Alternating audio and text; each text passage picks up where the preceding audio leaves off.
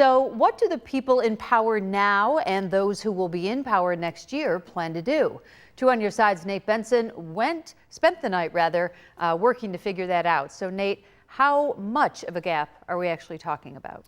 Well, Mary Alice, it could be 10 million, it could be 15 million, it could be 40 or even 50 million. It depends on a few things happening or not happening. As it stands right now, the Buffalo Control Board believes there will be a $14.9 million deficit. But what can make that deficit grow is uncertain revenue streams. What the control board asked for was a gap plan. And what a gap plan does is it says, if the revenues don't come in, if the costs go up more than you expected, how are you going to make sure that you have a balanced budget? The city hasn't received any cannabis tax revenues because of issues with the state's rollout of the program, or casino revenues from the Seneca Nation because the state can't figure out a new compact agreement with them.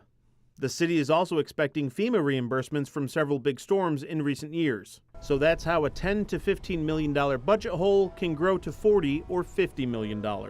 We cannot raise our taxes out of this deficit. It's just not plausible at all. During the control board meeting earlier this week, representatives for the city said the gap could be filled by not hiring personnel. New York State Assemblyman John Rivera says that can't be an option either.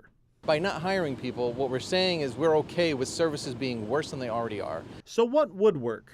Our revenue when we collect taxes isn't really our main stream of funding. It's state aid, it's county aid, it's federal aid. It's really other people's money that balances our budget. However, Assemblyman Rivera points out that we provided the city of Buffalo this year $5 million more in state aid than they had ever gotten. For what? To still be in the hole, to still not make the tough decisions. As Fred Floss from the control board points out, there is no silver bullet. The solution will be like an everything bagel.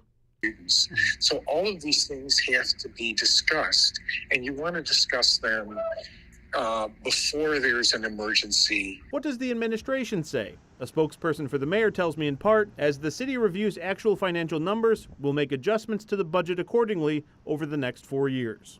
That sounds about as ambiguous and as vague as the last decade's been when it comes from the city's finances.